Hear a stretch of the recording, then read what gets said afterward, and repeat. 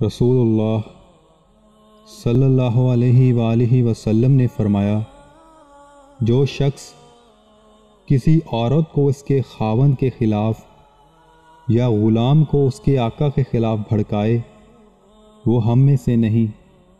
رسول اللہ صلی اللہ علیہ وآلہ وسلم نے فرمایا، اللہ تعالیٰ تمہاری 3 باتوں سے راضی ہوتا ہے اور 3 باتوں کو ناپسند کرتا ہے۔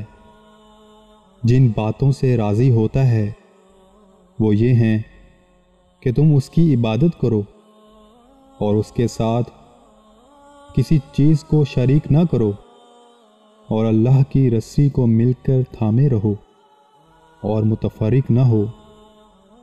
اور تم سے جن باتوں کو ناپسند کرتا ہے وہ فضول اور بیہودہ گفتگو اور سوال کی کثرت اور مال کو ضائع کرنا ہے۔